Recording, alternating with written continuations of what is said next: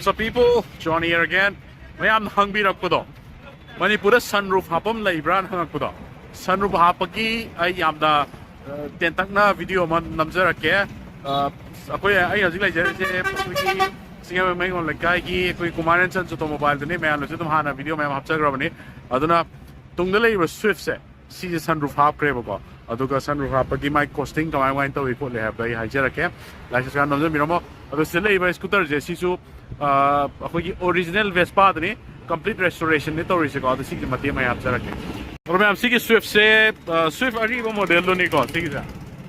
सी Areeba Swift नहीं और सी की से सनरूफ आप ही वाने होगा सनरूफ से कमाया आपके दो सिलाई रहे मागी जॉइनिंग का से आप एक ये को मानूं दगी मुक्चांग का ये कमाई तो क्या ना है तो ये ना चल के का सनरूफ से सीधा आप है तो अदो sunroof आपसे अदम body सी कक्थक करनी है दुगा functional sunroof निको सी की जा सी हाफ करे तो मागी बटन सी ना सी की मखा द सुमाइना पाले को अदो बटन की सी की बटन सी ने इस हाफ से sunroof की अदो आपे आई बटन जी ऑन तो जा के का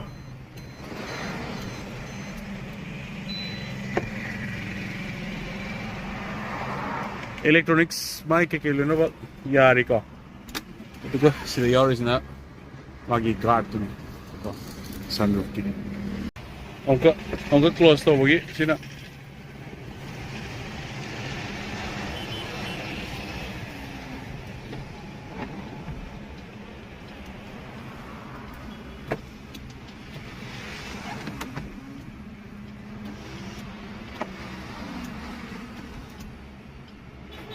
अदुगो सी की sunroof से कमाई तो केदा केनोगी cruise की sunroof ने सी की से को यूज तो लोगों ने अदो मैं आमना एनी गाड़ी दा sunroof happening बल लेगा दी सिम गाड़ी सी की sunroof सिमा अहन मन लेर सु यारे लेर यार कना तो मको की केनो तकी स्क्रैप तकी है तेरे अदर तरगा तो पर वर्कशॉप कुमा sunroof या केनो तकी को मागी मोटर के केलो या बत थी को अदुगा सेकंड हैंड की यूज तकी तुम लोअर का तुम एनी तुम पान में तुम या तारे को और सी की sunroof से कमाई तो केदा costing आई तारे मागी labor cost आई तारे labor cost around 25 to 30,000 जागे गाड़ी तुम एनी गाड़ी तुम यानी को अदुगा मागी sunroof सिटी पुबी रखता रे आदि मोई वर्कशॉप ता हाइना रगा तुम sunroof अम्मा लेबियो है भी यानी अदुगी नमो additional cost लाकनी को अदो मोई ना है तो sunroof से मागी मोटर के किलो या बसे second hand दा तुम सिंग तरांग आदि ने कुछ बहुत पीपा माले sunroof से का अदुम मदे यहाँ कना खंगजत रहे अदो मोई स्क्रैप तकी कुमा थीरगा तुम फंगे है का अदुम sunroof मा फंगा का दी मोटर के किलो यावा इलेक्ट्रॉनिक्स के किलो यावा सीमा फंगा का दी तुम सीधा माइन चंसो तुम वाले तुम पोरागा पांचन में तुम यार तुम मोई लेबर से जो तुम केनो मुक 25 to 30 मुक चाहिए अदाई ना करना था तुम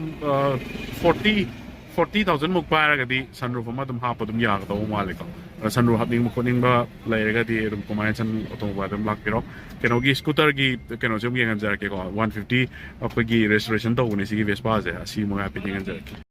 और मैं आपसी जितना वो आपको की ओरिजिनल वेस्पा 150 तो ने और मैं इसे कंप्लीट रेस्टोरेशन तो हो रहे को यार ना तो इसी जो कलर का से हो कुमार चन ऑटोमोबाइल तो उन्हें सिंदबा पार्ट हम तो याद रहे को सा वो इन्हें बक छिल्ले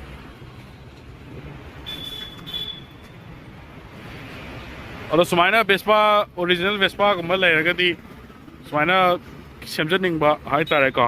और मोई किसी किसे मपुना है तो सीजे मोई ग्रैंडफादर ने थोरम मने है और तो का पूरा कंडीशन याद रही तो पूरा कोने वाला तो इन्हें वो सेम इन्हें से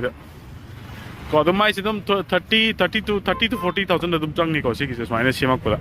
सेमा आदि रंग काम करनी है देखिए पार्ट से ओरिजिनल मोई वेस्पा की आतने भाप मागी स्पीडोमीटर सीधा तो इमें वेस्पा लोई था अपने मसागी को दे बैजिंग को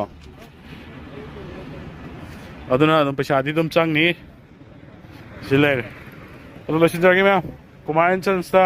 एनी मॉडिफिकेशंस तो निंबा sunroof हमने लेगा दिया पे ताना भी हो सिंगमई मुंबई का लेना भी लपाक